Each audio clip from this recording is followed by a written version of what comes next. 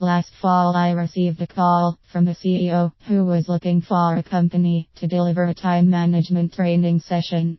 He seemed pretty certain that this training would help to get his salespeople to become more focused. During the conversation, I was tempted on more than one occasion to tell him all.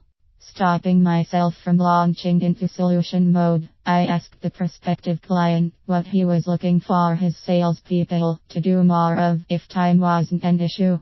His response was that he would like for them to focus on getting business from new clients. After a few more clarifying questions, we came to learn that the reason why his sales team was not prospecting was due to a few factors. The first was that they weren't sure how to go about getting new business. The second was that they were not comfortable with rejection, and most importantly, we came to the discovery that the existing compensation plan was designed to reward their efforts equally for existing business as it would for new business. So what was the real issue?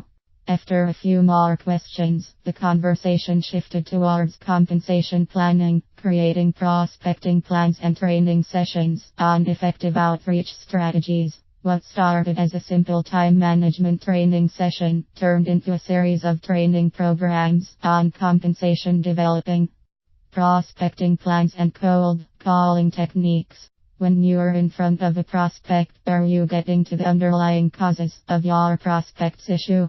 Or are you jumping on the opportunity to solve the first problem you hear? If it's the latter, take a step back and remember this. Your success in sales is determined more by your ability to diagnose the problem than it is to provide a solution.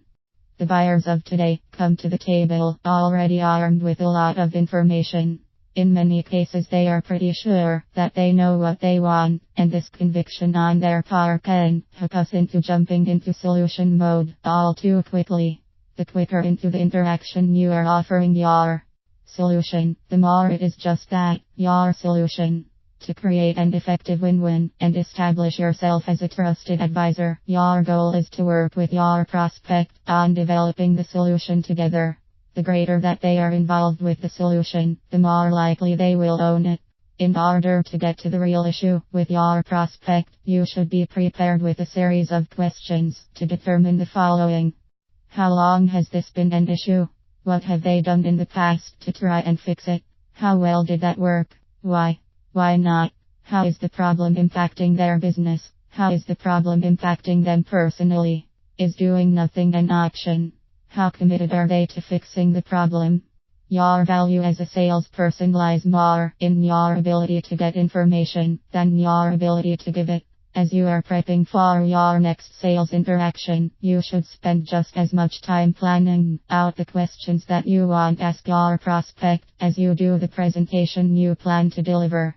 Ultimately, what people buy is trust and conviction that your product or service is going to get them to where they need to be.